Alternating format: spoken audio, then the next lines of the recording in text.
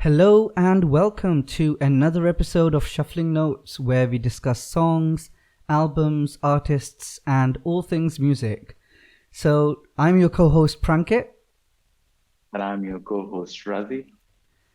and today we will be discussing one of the more unique English rock bands. I mean, there's quite a few, but today we have The Who and their fifth studio album, Who's Next. So, The Who, they were formed in London in 1964. And I'm not sure if you know, Razi, have you heard of sort of the mod movement or the mod subculture within the UK or England? No. So yeah, this was, I'm not too familiar with it as well. So, but this was sort of started in the 1950s. And I think mod sort of stands for modernists, because they used to Okay. listen to like modern jazz and so forth. Right. And when the Who were formed, they were sort of at the center of this mod subculture, and it's quite ingrained in their songs. And over time, the mod subculture also evolved. These are like a group of guys who'd they'd sort of drive like the Vespa scooters. They'd sort of dress up in tailor-made suits. It was quite interesting. So they started off as sort of a mod band, and they sort of transitioned more to pop rock as time went on. But yeah, what's your exposure been to Who? Uh-huh. I'm just wondering. Well, let's just say to preface this, I can now put names to the tracks that I was just continuously listening to when you're in my vicinity. Yeah. But now that I've listened to it over and over with like full intent to understand the words, the music, um, it's quite interestingly done. And it's not, I won't say it's a reveal video or my part will be a reveal video part, Yeah. but Mhm. there are, um, some inspirations that I've seen maybe from Who or by Who, Yeah. like, Yeah, that'll be so interesting to see I'll as we just, yeah, yeah. I will get into that. Yeah. Yeah, well, I mean, suffice to say, the Who are sort of one of my favorite bands of all time. One other interesting aspect. I mean, they've always been a very sort of live band. So all their recordings are sort of generally done live in the sense of the band performing together, which is a lot of bands. But they're a lot of their, they've said in the past they've never been able to capture their sort of the essence of their live stage performance on their records. They Right. still prefer that people come watch them live. Right. They're just a live act, and they used to do this thing called auto-destructive art, which is essentially at the end of the performance they'll destroy their instruments. So they've always been sort of a very live and interactive band. But this album, Who's Next, this was released in 1971, and I feel like this album does capture some of that live essence, and I think as we go through it, we'll discuss it. But just quickly going over, we've got four main band members. We've got Roger Daltrey on the lead vocals. He's got great live presence. He's always like throwing mics around and all sorts of things. And then you got Pete Townsend, who's sort of the guitarist and sort of on the synth and organs and sort of the backup vocals. But Pete is generally the overall sort of the main writer or composer of the band. He's sort of the visionary, so to speak. Then you have John Entwistle, who's on the bass. He's sort of a lead bassist, so he's got a very unique style. And Right. you have Keith Moon on drums. So this lineup, these four people, this was the original lineup for the Who, up till I think the album after this, Who Are You? After which Keith Moon sadly passed away. And then over time they've had different sort of accompanying artists live.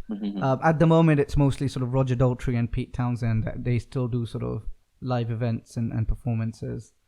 Right. So just also just as a preface, we are covering the album as it came out, which had the 9 songs that we will go over today. The album Who's Next on the streaming services, they're the sort of the remastered version, and they have a lot more songs, live versions and sort of demo recordings and so on. But we will be covering the original 9 songs that had come out, focusing on that. I like how you And put that. yeah, The original um, 9 songs. yeah. You know, if you own like the original vinyl or LP or whatever, you know, that's how that's what we're going to be talking about. And yeah, I mean, Who's Next is considered one of their best albums. You know, it has some of their most popular songs, so I think it's a good album to sort of start off with. Do you know? You know, before we dive into the track list, the songs and who's next originally, they were supposed to be a part of this rock opera called Lifehouse. I don't know if you stumbled upon that. So the Who they did a rock opera before this, Tommy, as well. Right. And then Pete was working on this great sort of rock opera. Then it was supposed to be a film, and then it was supposed to be an actual live event where they tried to make the plot of the film into like a real thing. And then when all that failed, it ended up being a album, Who's Next, and they sort of chose these 9 songs from this massive Lifehouse project to be in this album. And I think now that you know that, when we go to the song lists, you know, some of the songs are more sort of are part of that rock opera, so they're telling us part of a story, which is not quite there yet, if that makes sense. Yeah, that'll be. I mean, you'll have to fill me in on that, but that'll be Yeah. interesting I mean, to it'll be know. interesting to perhaps do a video about Lifehouse, a separate video at some point, because from everything I've seen about it, you know, that was a crazy project, and it brought Pete Townsend to like Right. to the verge of like nervous breakdown, as he put it. Yeah. So you know, that was a crazy sort of approach. And yeah, and I guess the last bit of sort of general thing is, I don't know if you saw the album cover. It's sort of the form. It's implied that they've just Yeah. sort of urinated on this like monolith, which is supposed to be Yeah. like a Kubrick reference. Apparently, they approached Kubrick about a movie based on Tommy, which was their previous rock opera, and so there's some reference to that in the cover art. Interesting. Yeah, I mean, Yeah. of course, the the stone thing, it did Yeah, reference back to Space Odyssey, but yeah, and and Space Odyssey also has opera in it. So like, yeah. yeah, You can okay, draw that's parallels I all can over. I can Yeah, see some connections over there. Yeah. yeah. So yeah, let's I guess dive into the track list. So the first track we hear here on the album is Baba O'Reilly, Mhm. and this is probably their most famous track, I'd say. Right, Rosie? I think, you know, this is probably the track most people have heard, even if they haven't heard of The Who. Even if they don't know the name of the track, they know. I've heard this before because I think it's in series and movies I and mean, now so a lot many of things. trailers Yeah.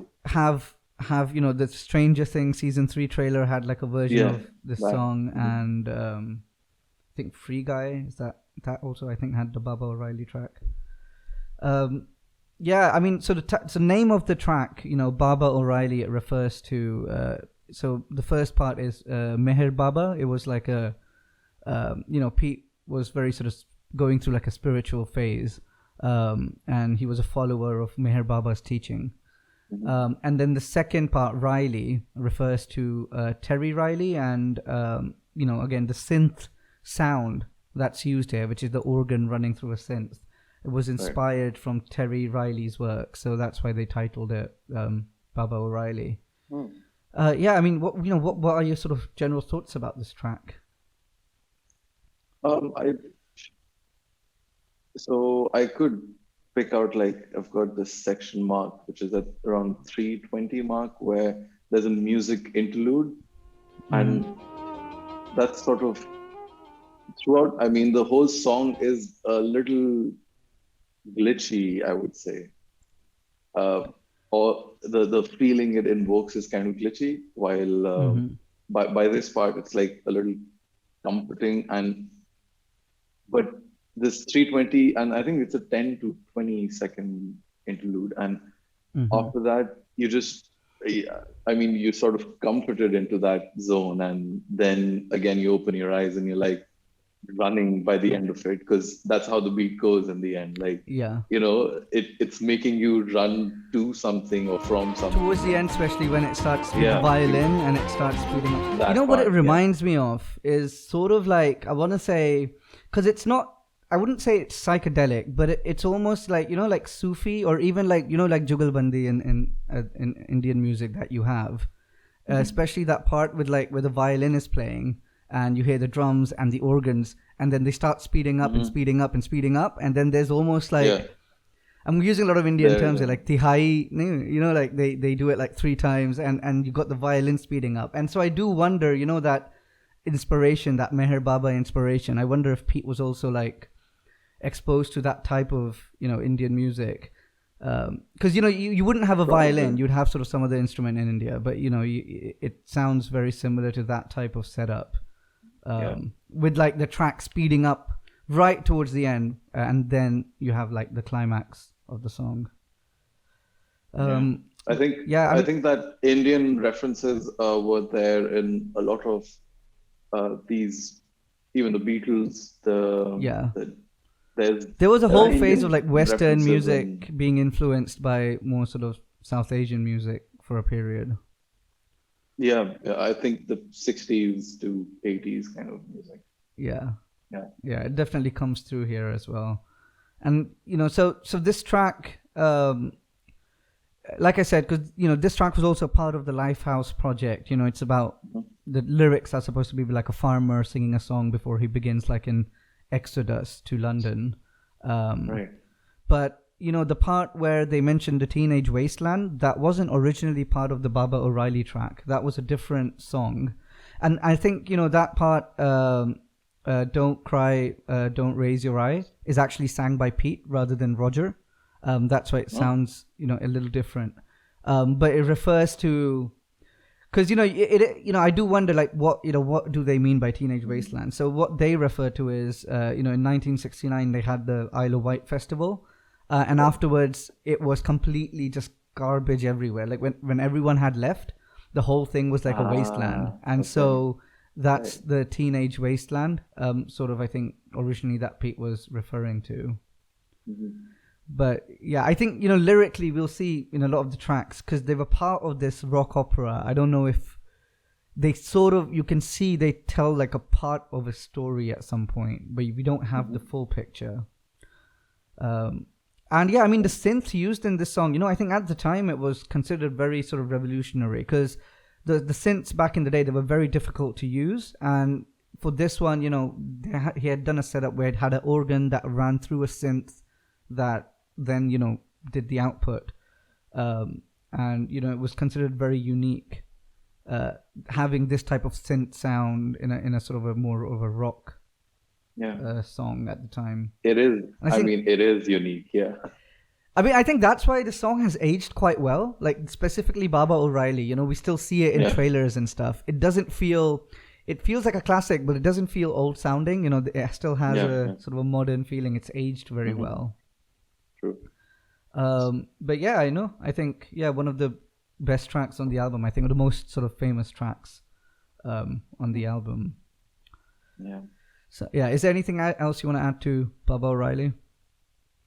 Well, not to Baba O'Reilly, just to the whole picture of us going through the tracks. So I haven't researched much of the tracks. All the notes that I have is the feelings they invoked. And so I'm just glad you're ready to cover my part for that. Well, I've been waiting for this whole my life. Yeah, no, I've been a big fan. So I've gathered a lot of info over the time, and some of it might not be, if I'm remembering it correctly. I haven't double checked everything. We don't have a fact check, so let us know in the comments if you if you do get something wrong here. But yeah, so from Baba O'Reilly we move on to Bargain. Second track.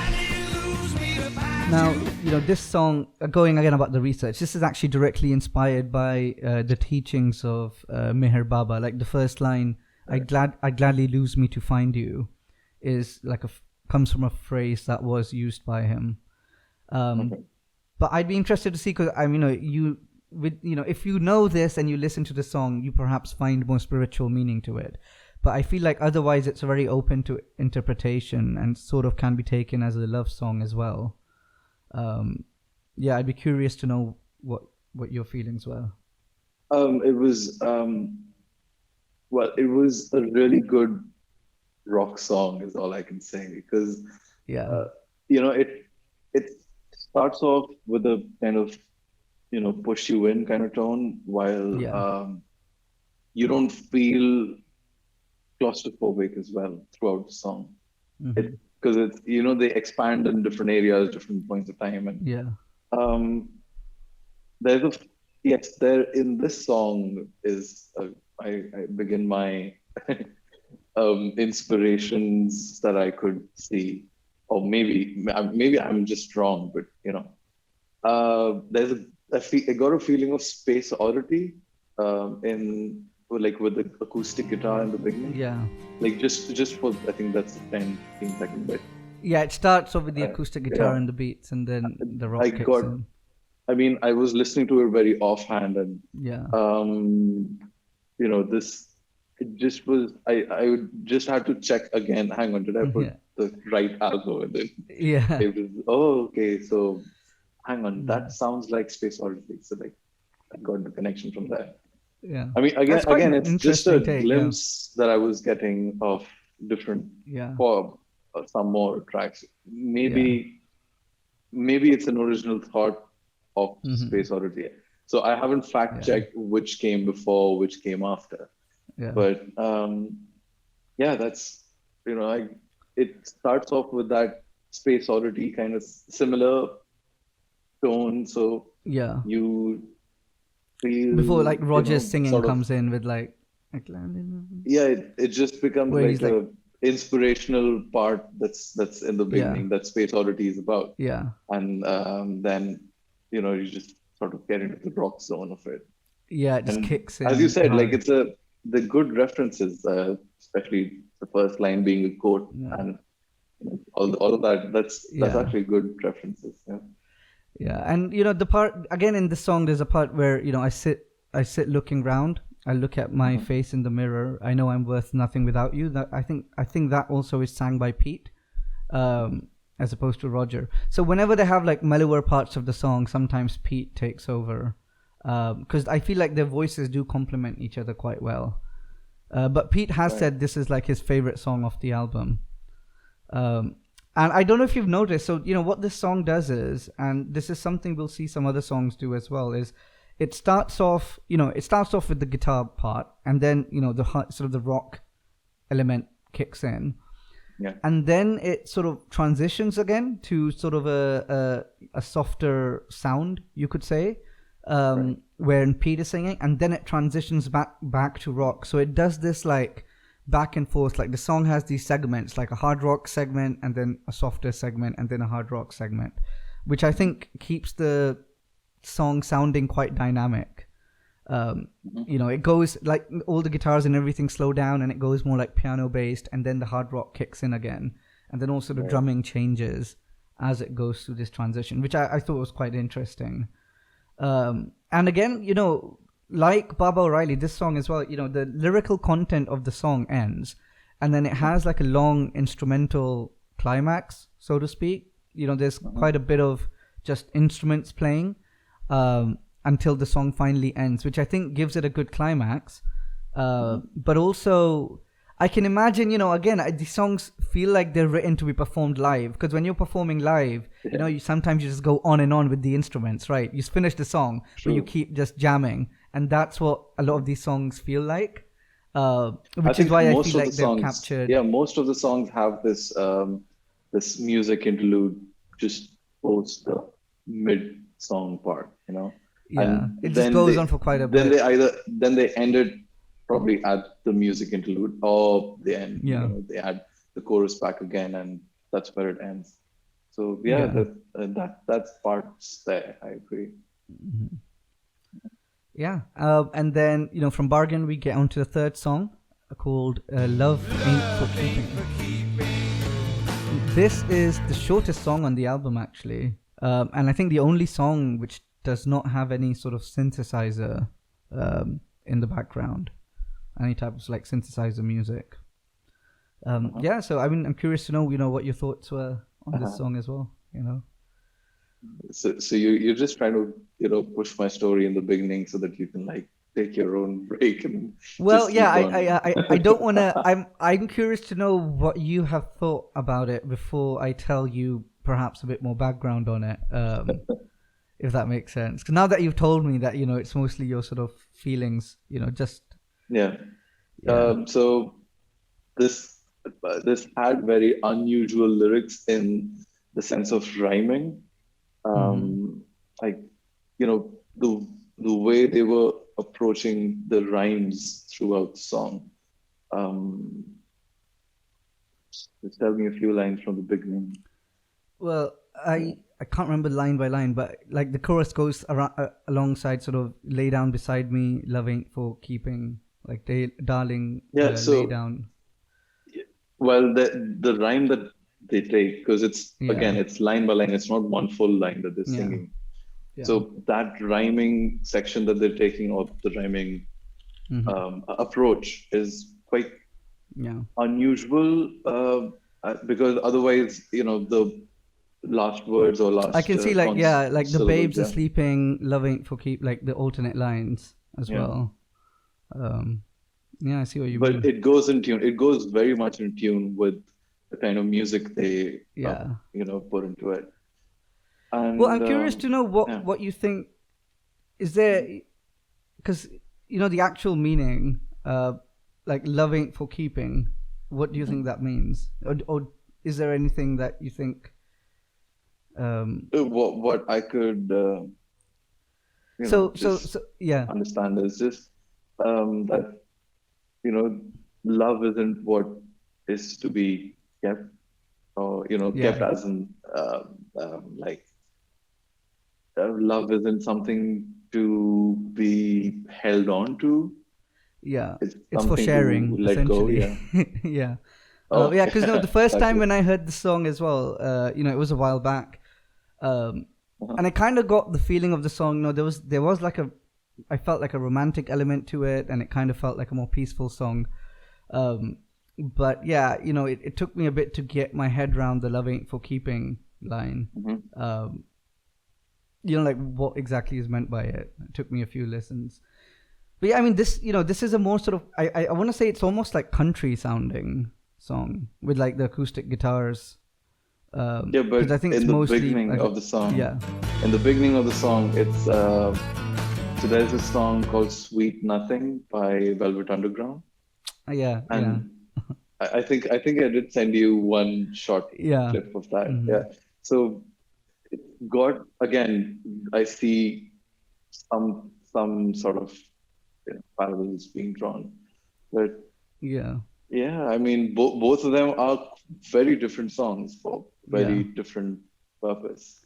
With the music, I think the Um, intro music. but yeah, that just I think it's just the first few seconds. That's hmm quite similar to how Sweet Nothing takes around the music post that, and they hmm sort of push it into the rock zone, like the Who. Yeah, You know? yeah. Some things like that. In this, specifically in this song, it is a short song, but some things that stood out to me were like, firstly, it is mostly acoustic guitars, but even just with the acoustic guitars, they've made it quite complex. So like, if you pay attention to like the riff that's playing on your right ear compared to the Mhm. guitar that's the rhythm that's playing on your left ear, there's like a lot going on just with the guitars. Mhm. And this is again one of the songs I noticed the bass a lot more, like the bass guitar. Mhm. Probably maybe because this is more acoustic, so you notice the bass more. Because if you pay attention to the songs, even the first two, like the bass is always quite unique. Like John and Entwistle, he's sort of, like I said, he almost plays like lead bass as opposed to just rhythm bass, and he's always doing crazy things with it in the background if you pay attention. But in this song, I noticed it more. I think because it's mostly sort of acoustic guitars. I think. Uh, uh, so this is one of the songs out of the whole 9 songs, 9 OG songs. Yeah. Yeah. That has a tune that I just find myself singing, just randomly. It's just Just humming. the loving to keep and the beats that go with it. Like Yeah. I don't know, it's well made. That's all I Yeah. can Yeah. say. Everyone's really just doing their own thing, but they're really in the Yeah, zone, like John is just sort of playing his exactly. bass and he's That's just the lost in it. right way to put it. Yeah. And yeah, Keith on the drums. Mhm. So yeah, from Love Ain't for Keeping, we then get to the next song, which is My Wife. Now, this is the only song actually that is not from the Lifehouse project. And this is actually written and sung by John Entwistle, who in this song also plays the piano, and he also plays like the horn or like the brass that you hear along with the bass that he is playing. Because I think they went to John and they were like, do you have a song ready for the album? And John had this song he had worked on for his solo album at some point, but he never got around to, I guess, releasing it. So he proposed to put this album in, put this song in this album. So it does sound a little different from the other songs, but it's quite an entertaining song, I thought. It's quite fun. Um, so the one reference that I can pick out of this song Yeah. is a very Beatles zone, Mm-hmm. like a Hey Jude kind of harmonies, bringing in Yeah. it's mostly the vocals that were sort Yeah. of connecting back to Beatles, like they Yeah. sort of sing together. So Yeah. here, I don't know if they're singing together really, But or like it's just the yeah. harmony or the So it's the chorus feels I like. think it's maybe just the vocals are similarly produced, maybe, Yeah. or they process this in the same It could way also as be the Beatles John's song. voice sounds a bit more similar to what you'd expect from something like the Beatles. Because like Roger, who generally sings the Who songs, Maybe, right? yeah. He's got a very like sharp voice. Like he's always almost yelling, I'd say, more than singing, like hard rock. But John's voice is, I think, a more low register. So I guess that's Yeah. why I thought. Uh, yeah, I think the lyrical content, like the wife coming after him and him wanting to buy a tank and an aeroplane and all of that. It reminds me more of almost like like the 2000s like punk rock era, because you had a lot of songs within like things like The Offspring's, Good Charlotte, Blink 182. There were a lot of songs they did which were just sort of taking a concept and just going crazy with it, just like so it gives me that like punk rock type of feeling, even though it's not really punk rock, the music. But I could very very easily imagining like the Offsprings having a song like this, titled My Wife. And again, I'd like to mention Keith Moon's strumming. Like he's one of those guys where you give him a simple beat. Like I imagine that say you got Keith Moon here and you say, hey Keith, play this beat. He will never play the beat you ask him to, because he'll start playing it and then he'll just start doing his own thing, and there'll be like like a drum roll after drum roll, and you can feel it in this song as well. It's a simple beat, but then he just makes it his own. He never plays anything just straightforward, and I think it really comes out in this song. But so it's like a fun song, a lighter toned song compared to the rest of the album. Yeah, so I think, I agree with. I mean, again, I haven't gone deep into the lyrics, so I can't really get that. Yeah, I mean, the lyrics are But yeah, mostly about a guy, him running away from his wife, sort of. He didn't come home because he got arrested, and now his wife is gonna kill him. So Yeah, I he guess wants we're to buy gonna get into the lyrics when we do the Lifehouse project. But hang on, that'll this be wasn't in the interesting. Lifehouse project. Yeah, this wasn't in the Lifehouse. Yeah, this is the only song that wasn't. So yeah, I think it's just a fun song. So then from My Wife we get to The Song Is Over. And this song was originally supposed to be the ending of Lifehouse, I think. And it is a much sort of slower and mellower song, so to speak. But it still has like a synth drone in the background. And it's sort of, I don't know if you noticed, but it's sort of like a duet between Pete and Roger. They both sort of sing like alternating verses of the song. So who's singing the beginning of it? So Pete is singing the slower parts. You know, the song is over. The song is over. And I Right. think Roger is the one singing the hard rock parts, like I'll sing my song to the wide open spaces. Mm-hmm. Because, like, again, this song, like we sort of mentioned before, it transitions between that, like, soft acoustic to, like, a hard rock to then soft acoustic to then hard rock. And then Pete sort of sings that softer part. And then Roger comes in with a strong voice on the hard rock part. Um, so it kind of keeps I you on was your just, feet. so I have this noted down Yeah. that love how it throws us, like in the beat and the rhythm, which is Yeah. kind of rare for a song, at least in my experience. Like, Yeah. that it's either the beat or the rhythm that sort of pushes Hmm. you into it. But over here, Yeah. it's the beat and the rhythm that you sort of take away and maybe Yeah. hum along the whole song. Yeah, something like that. And then also this song, it feels a lot more like this definitely feels like a rock opera type of song. And what I mean by that is if Hmm. you listen to the song, you can imagine like the characters like walking around emoting as they sing it. Like if you add some background dancers, you got a musical. You know, like it's got that feel to it where they're talking to the True, audience through true. singing. And you know, they Yeah. and the emotions jump very quickly to like from like this mellow, like the song is over, you Yeah. know, the end has come sort of, and then then suddenly I'll sing my song to the world. So it jumps very quickly between the emotions, and it gives me the Mhm. feeling of like a musical.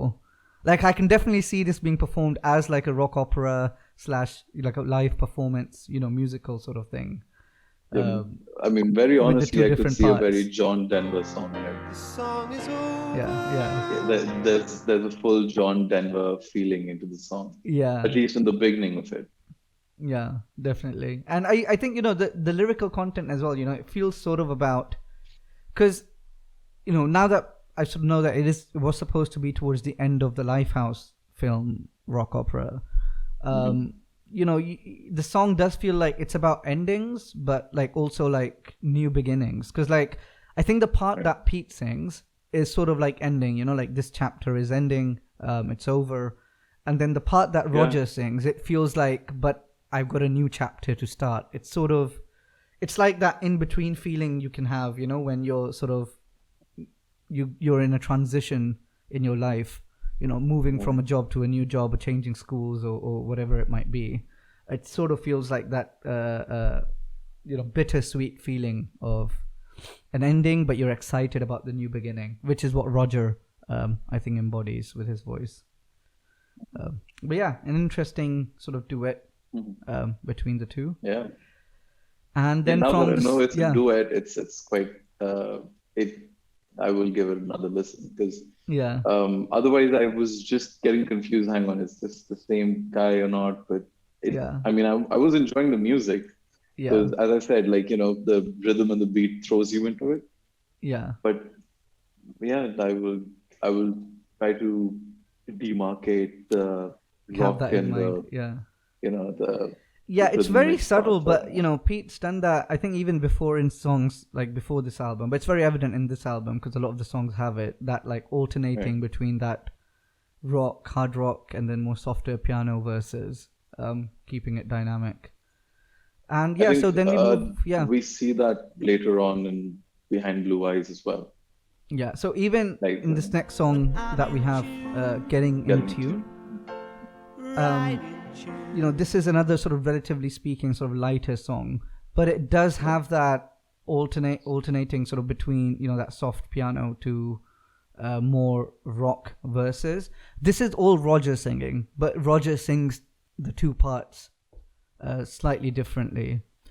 Um, yeah, you know, yeah. What were your sort of impressions of this? I don't think you would have heard this song before you heard it for Shuffling Notes. I had heard this. Oh, I okay. mean, as I said, I've heard.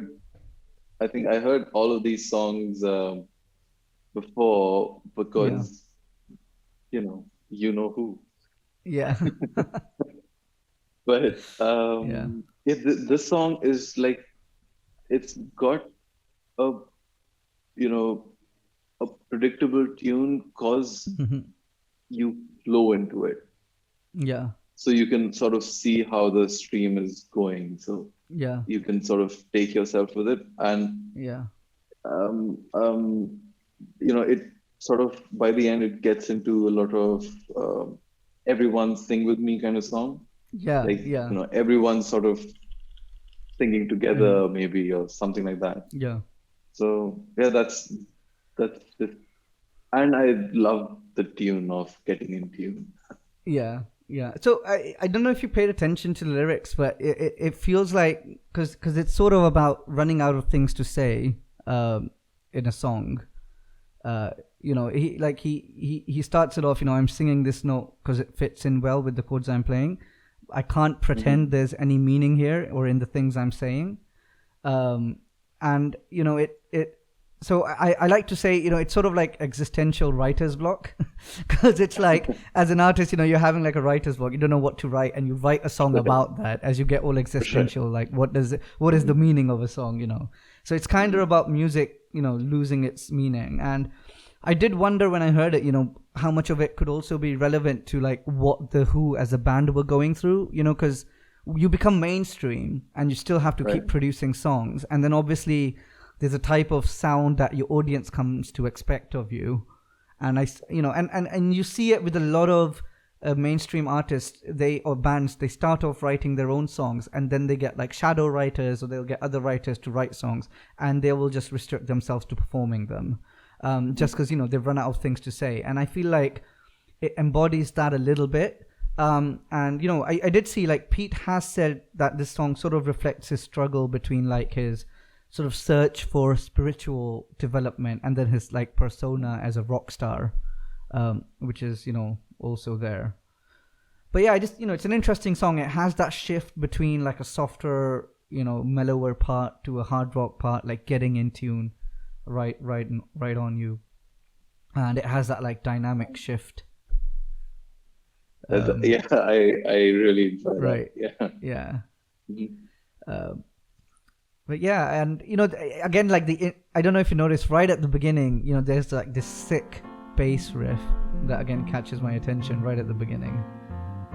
Like the bass in all the songs is very unique, but it's one of those things that you don't notice it because it's bass, it's in the background Yeah. until you like put it in your mind to notice it. But it's very unique. Yeah, and from Getting in Tune, then we get to the next song, which is called Going Mobile. So this song, there's actually no Roger on this song. This was recorded as a trio with like Pete and John and Keith, and Pete is sort of singing the lead vocals in this.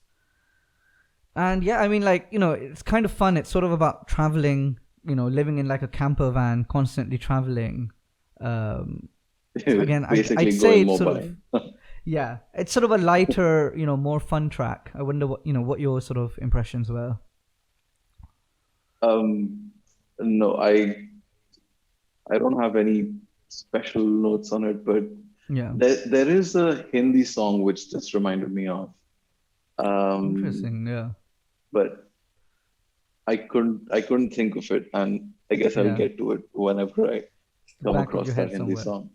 Yeah. Yeah, But it's there is that sort of, I mean, it probably is an inspiration in the Hindi song that we hear. But yeah, I see, I've sort yeah, of heard that sort of tune in, I think, a movie song or something. yeah. Yeah. Well, it's interesting because like I don't know if you noticed, but there is a guitar solo in this song as well, and Mhm. it isn't so like Pete has sort of plugged in his guitar into like a synth, and he's got like this wah wah sounding audio. But it's a very unique guitar sound, like guitar solo. I felt like because it's almost like it's a synth playing. Uh, and I've heard people describe it as like it's like he's playing the guitar underwater. Uh, Right. but again, I just think it's like the trio having fun with it, because if you try and isolate just the drumming and the bass as well, like what Keith and John were doing, they're also Mhm. just going crazy. Like they're just doing all types of things in this song, and it's just again, I guess the band having fun. In this case, the trio themselves having fun. And just a bit more background. I know we'll probably do like a Lifehouse video, but this song was again about, I think, in that Lifehouse concept in the future, because of pollution and everything, you're not allowed to travel, I think. And right. this is sort of rebelling against that. But it does then point out, there's a line about pollution and all of that in there. But it's just having fun with the concept, I think. Makes sense. And I really like how so far we've just, it's the band is just having fun, because there's a point.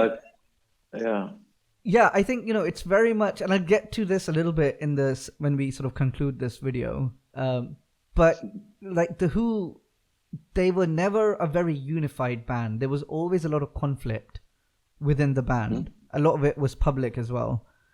And I think in the music, especially in something like Going Mobile, like you can hear each band member is kind of just doing their own thing. They're all very unique artists. And so when they come together to create music, it's not as streamlined as other music might be, but it's just so unique sounding, which is, I think, gives that Who sound, that classic Who sound. Is every member just kind of just doing their own thing. Is that why it's called Who? I mean, they were originally called the Detours, and then their name changed to the High Numbers, and then they changed the name to the Who. So they kind of went over a few different names over the period. But yeah, I mean, I guess we'll discuss more about it towards the end, because I think some of it is more evident in the tracks coming out. But it's just in this song, the drumming is ridiculous, the bass is also ridiculous. The lyrics and the song itself is ridiculous. And then you got Pete, who's playing his guitar plugged into a synthesizer. Roger said, I think it was Roger who said it. I remember watching an interview a while back. Or one of them, it might be the producer who said it. I think it was Roger. He was kind of disappointed because he thought, we have one of our best guitarists and he does this really like great guitar solos and stuff. And now he's doing all this crazy synth stuff I don't understand, But it worked out for the best, I think. It gives it this unique sound. The song as well as the overall album with all the synth stuff. But you can imagine like each band member just going down their own rabbit hole of doing things, and having conflict. Yeah, I see a lot of experiment and individual experiments that sort of are collaborated together. Exactly. And they just sound good. Yeah, that really I feel like is the spirit of the Who. But yeah. Nice. So yeah, from Going Mobile, then we come to Behind Blue Eyes. Again, probably one of the more sort of famous Who songs. And this song, it does have a bit of a background story. It was, I think, something happened after a live performance. I think there was, Pete Townshend was like, there was some groupie that came to him. But he didn't sort of entertain that. He just kind of went back to his room, and that's when he kind of got inspired to write some lines that later turned into this song, Behind Blue Eyes. And this song was supposed to be in Lifehouse, and it's supposed to be from the perspective of the villain, who kind of feels like he's the good guy, which is sort of that's how it's sort of been used in pop culture as well. The song has been used in lots of TV shows and movies. Yeah, there's also I think what's that? Superstition. Superstition. Yeah. So the superstition is there is a superstition behind Blue Eyes. Not to, again, I don't know where does it stem from, but there is that the saying that a blue-eyed person is not to be trusted.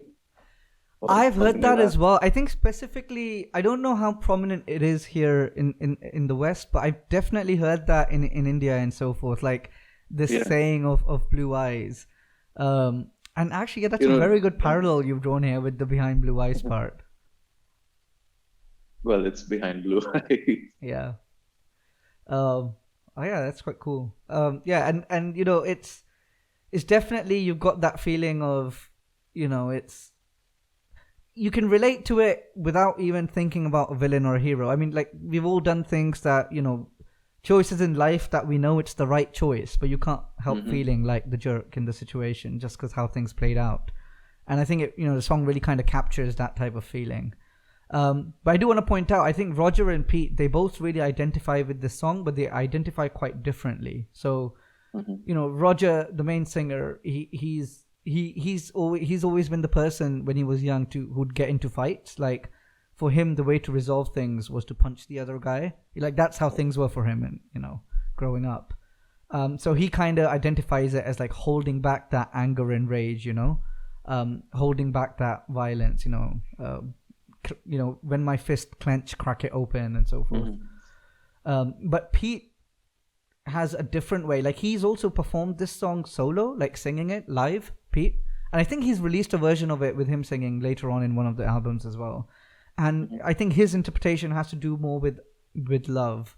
But I just thought it's interesting that you've got band members having different like the singer has sang it in a way that's different from how Pete wrote it, perhaps, and it goes Yeah. back to that uniqueness of Who.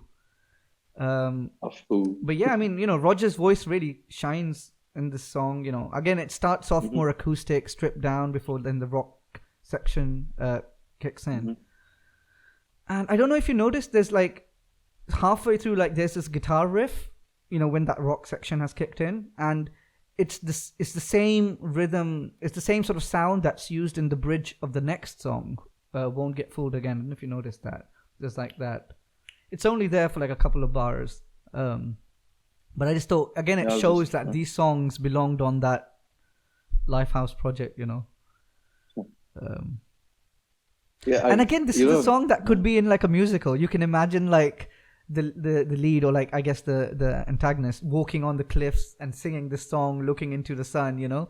Something like from, like, dare I say, something like High School Musical. But you can definitely see like a musical being played out, and you can see that rock opera roots in this song. So I was just saying that I have no notes for this song because Yeah. while I'm listening to the song begins and I'm like, okay, I'll pay attention to whatever parts sort of stand out for me, and the song ends and I'm like, hang on, that just went away. It's because Yeah. I was, You just heard the whole thing. you just Yeah. go in it. Throughout this week, it's just set me into this zone where Yeah. yeah, I forget time that way. Mhm. So Yeah. That's how you know it's good music. that's how you know it's good music. Yeah. Yeah. So then from Behind Blue Eyes, we get to the last track, Won't Get Fooled Again. Now this song, like the lyrics in the song itself, it's again inspired by Meher Baba, but also Inayat Khan. Pete was a follower of both these people, and it has, they use a similar synth technique to which they used in Baba O'Reilly, for the organ synth sound that they have. And I have to say, this is one of my favorite Who songs, Won't Get Fooled Again, because of the music, but also, and I think we'll get into the lyrics and the content, but it is a song that I come back to quite a lot, and I feel it applies to a lot of things in life, apart from what they're just thinking, singing about. But yeah, what's your sort of insight into this? Getting into the, firstly, just mentioning, Yeah. This song, this title was just added to a tune that sort of Yeah. just went Something with we're it. working on. Yeah. Yeah.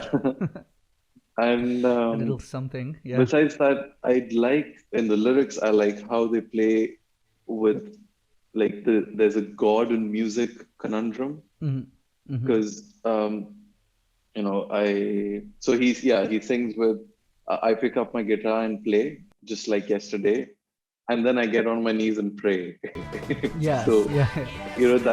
that sort of transition of, I think maybe just by the end of the day, or like it's how a full Yeah. day is pictured, maybe, or it's how maybe a few years in the past are pictured. That Yeah. I've been doing that for so long, and Exactly. now I It's just have to get on like a my knees and routine. pray. Yeah. Yeah, So I mean, it's the song itself. It's sort of it's the longest track. It's like what 8.5 minutes, and it really is about it's sort of about like revolutions and like they don't always mean what people think they mean. So like there's often a revolution and you're like, okay, this is a big fight. We're all uniting against XYZ, and like this revolution will lead to you think it will lead to X, like this is what's going to happen. But by the time the revolution actually happen and everything gets over, you end up somewhere completely else, or yeah, perhaps you're back where you started. So in the sense that revolutions come and go but things don't really change. And so that's why the lyrics are sort of like that, like I'll tip my hat to the new constitution, take a bow for the new revolution, but pick up my guitar and play just like yesterday. And then I'll pray that we don't get fooled again, because people, there's a quote by someone like, it's easy to fool people who are already fooling themselves. And I think in revolutions, or in even you could say wars, or there's when you have like large patriotism and all of this, and when even like governments, when they're changing, when there's elections, oftentimes there's people fooling themselves because they believe, if I vote for this person, this is going to fix every problem in my life. You come to that belief that it's going to fix every single thing, instead of focusing on maybe it might fix this one thing. And governments come and go, revolutions come and go, and more often than not, they don't change much. It's just all empty promises. And true. Once people get the power, power corrupts. Absolute power corrupts. Absolutely. Putting a lot of quotes in here, but that's why it's one of the songs I really. It's not. And I think they've asked Pete about this as well, and he says it's not anti-revolution as so. It's not saying don't do revolutions and stuff, but it's just pointing out that don't fool yourselves into thinking this will fix every single thing. Right. And then there are lines in the song that to me just stand out. There's this one line like, I know that the hypnotized never lie. And what that means is, when you're having an argument with someone who really believes in a cause or a revolution, and they're telling you it's going to fix everything, they're not lying to you. They believe it, but then they've been hypnotized by, like, you could argue the leader or the government or whoever they're following. So it's written quite beautifully, I think. Yeah, And it's, that's. I mean, I think that's what will put the Who into the revolutionary music pioneers, even, because yeah, everyone doing their own thing in and getting together and making a full album out of it, a few albums yeah, out of it, is yeah, well, that's revolutionary, as well as what yeah, they sing about, how they sing about it is yeah. also revolutionary. Yeah, I imagine like again something like Won't Get Fooled Again, even like something like Bargain, which was the second song.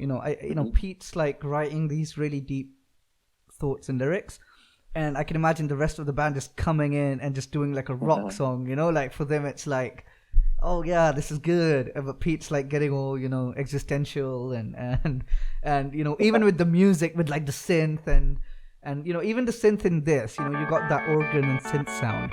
But the original idea for both this song as well as Baba O'Reilly was that the synth sound was supposed to be, so they were building this, well, Pete was trying to build this music system in which you could input like personality information about a person, like their biographical data, their horoscope, like those type of things.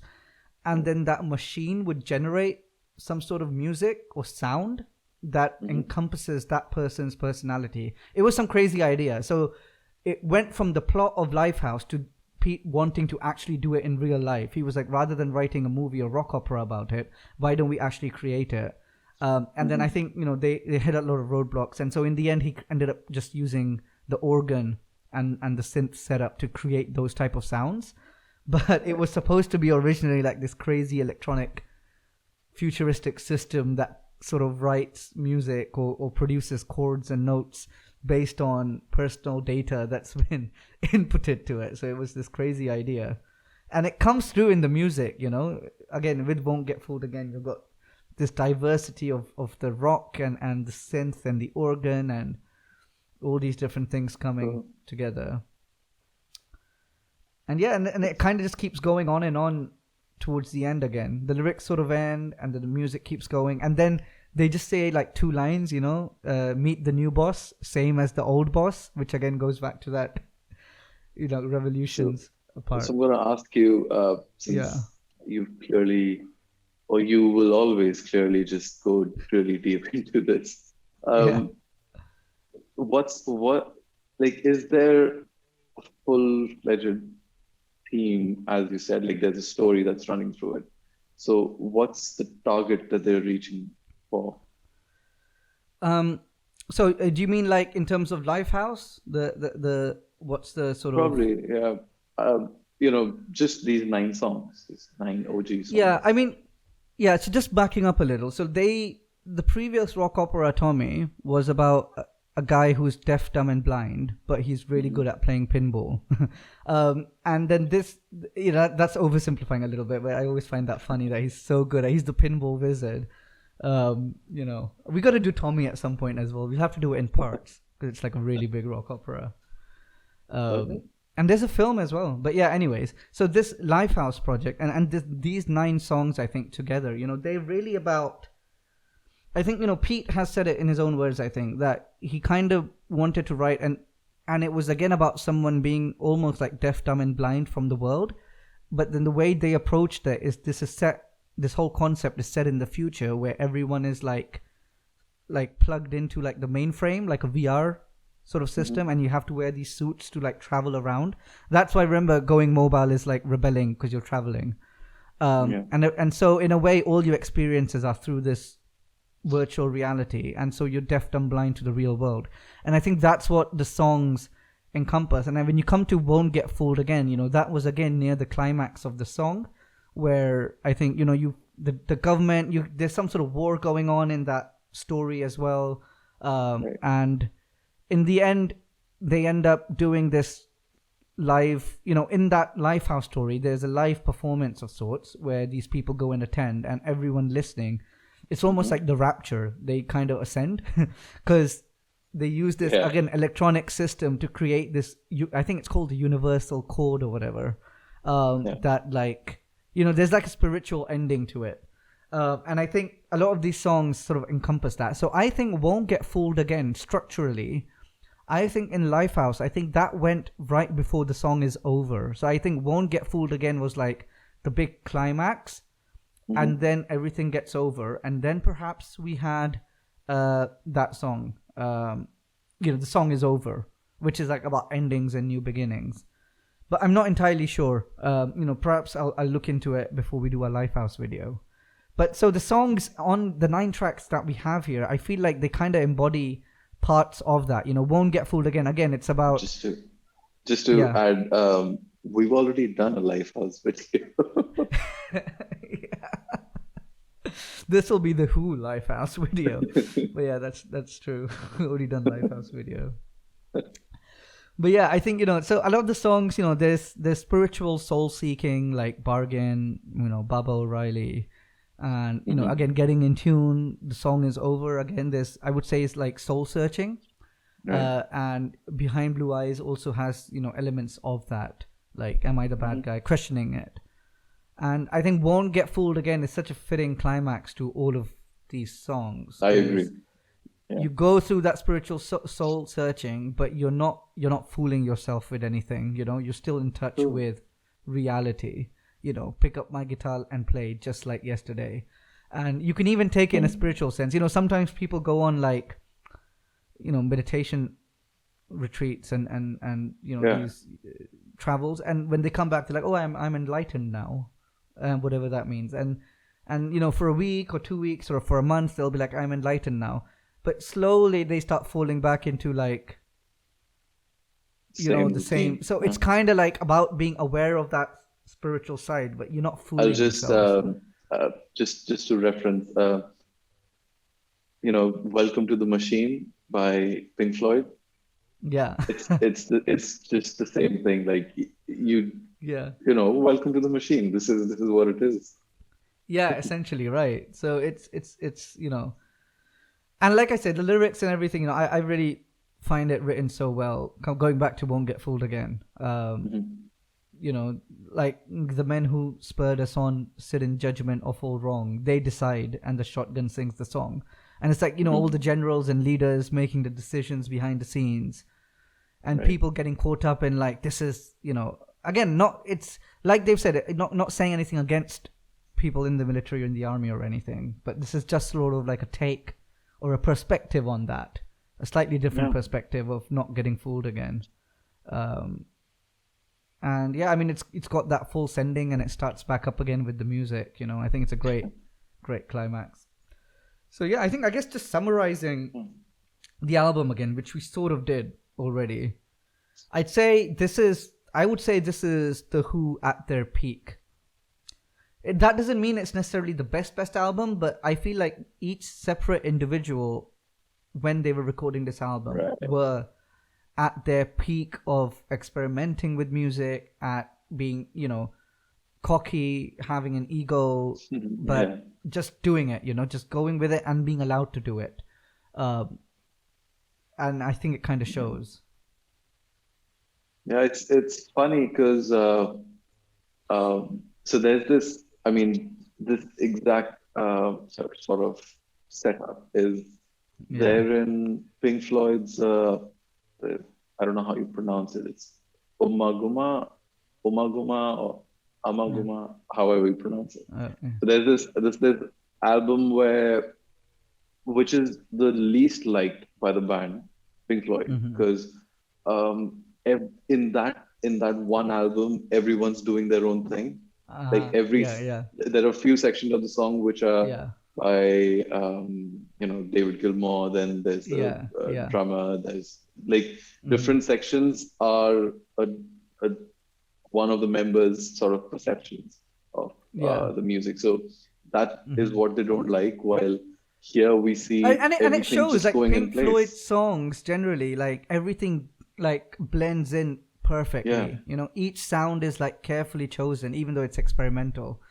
But Yeah. with the Who, it almost feels like you get these four very unique artists. Keith Moon's drumming is not normal drumming; he does some crazy drumming. Same with John Yeah. Whistle's bass playing. He's like a lead bass player. He's not like a background rhythm bass Mhm. player almost. And then you got Pete Townsend, who's like doing all these crazy things with his guitar and his synth. I mean, it's and Rogers like live jumping around, throwing mics around and waving them around.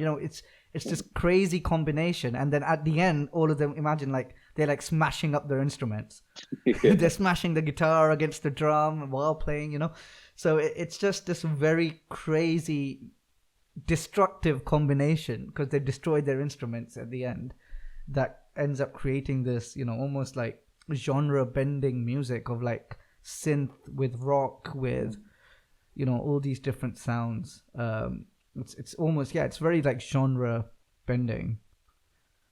Yeah, I can The only other thing imagine. is, yeah, go ahead. So I can only imagine like so there's this Woodstock festival from 1969, I think. That so people from like musicians from around the world were called in from India and then from the West, and Yeah. they all sort of collected in one place, and you can hear or you can see there's a movie called Monterey Pop where you see Pandit Ravi Shankar playing on stage and Jimi Yeah. Hendrix sitting in crowd and just watching him. Yeah. And then Yeah. when Jimi Hendrix is playing, he just he breaks his guitar, he lights it up on fire and stuff on stage. Yeah. And Yeah. because so Oh, I'm sorry. just sort There's a of story behind that as well. I think, if I remember correctly, I'll have to double check this. But I remember with Jimi Hendrix doing lighting the guitar on fire, the Who were really pissed with them because I think the Who were also performing, and they kind of felt like Jimmy stole their act. So back at that time, the crowd used to go crazy with the Who destroying the instruments, and a lot of the audience would just okay. go to see their performance just to see the Who destroying their instruments at the end. And so Jimmy did it, and then I remember I remember reading about it, but I can't remember what exactly the context of it was. But there was an element to like they kind of felt cheated out of it. And then there was a story with Pandit Ravi Shankar as well, because he was really upset. He saw all of this as like disrespectful to music, like destroying the instruments, and he was severely upset about that. Right. But sorry, I carry can on. imagine. So the way you put it, it's so as some people went to watch the Who destroy the instruments, and the Who also probably enjoyed destroying the instruments by the end of it, because their music was so hardcore rock that they just went so much in the flow that they went crazy basically. While on the other side, we have the Doors, Jim Morrison, where Jim Morrison used to do his crazy acts on stage, and as I think John or someone mentions that, Robbie mentioned that it's strange that when I met Jim first time, and he seemed like a normal guy until he didn't come for the first time jamming because he was arrested, and that's when these guys thought that that guy's a weirdo. But I'm saying that Jim Morrison sort of did not like him being portrayed in this shenanigan, I would say, and Who enjoyed this. So it's like there's so many connections. Very different. That's just coming out of this. No, I mean, and I just googled it. Yeah, they had a Jimi Hendrix, and I think I can't remember, some member of the Who. They had some backstage argument as well about who would go first, because neither of them wanted to follow the other. This is 1967. But I remember reading about this Monterey Pop Festival and the shenanigans with Pandit Ravi Shankar, Jimi Hendrix, and the Who, and all the drama that kind of went on behind the scenes and stuff. But it's was crazy. I mean, it would be another dream, it would be my Disneyland, basically. That there's just you and watching this was sort of Ravi Shankar, you're watching Jimi Hendrix, Who, and imagine at the same concert. It's crazy. And they had there was also in the US this thing going on called the British invasion, right, with like the Rolling Stones and the Beatles, and now the Who, like all these British bands becoming popular and influencing US music. So there was quite a bit going on, in that 1960s to 70s period. But quite an interesting sort of anecdote there. I guess coming back to this album, Who's Next, I think one other thing that I just like to mention is it's quite interesting to hear, and I think you'll also realize this perhaps now that you know more about the background, like hear some of the more like spiritual sounding lyrics in songs like Bargain, but they sang so aggressively in like a rock song, right? So like a lot of the lyrics are like about not fighting, or about like, even Baba O'Reilly, I don't need to fight to prove I'm right. I don't need to be forgiven. It's not about, but the way it's sung and the music is so hardcore that it almost feels like, if you're not listening to lyrics, you'd imagine the song is about fighting. So there's this dichotomy of like a spiritual sounding song in terms of lyrics, but the music is very hard rock. Because generally, even with rock bands, when they have those existential songs, usually it's an acoustic song or it's a stripped down song. It's not a hard rock, music accompanying it. And then, I guess so much energy went into Lifehouse. And then with this album, Who's Next, they kind of took the Cliff Notes and, some of the best parts of Lifehouse, and they put it into this album of 9 songs. And no wonder I think it did so well. But I mean, Pete has, I think, he's got some mixed feelings, I guess, about the album. He's glad they did it, but there were some songs that were like core to Lifehouse that didn't end up on this album that he feels like, are needed. And he's released something called the Lifehouse Chronicles box set and things later on, that we could perhaps have another video about. But it's just such a unique album that was a result of like so many crazy things happening, that True. led to these songs. And When some of the you most iconic albums. selected these Yeah. 9 songs of this album, the OG Yeah. album, I would say, Yeah. I really had to sort of, uh, change my mind Yeah. to get into these really maddening songs, like Yeah. maddening in the sense of, the way they're approaching their instruments, their vocals, their style is it's like an outrage, probably. Yeah.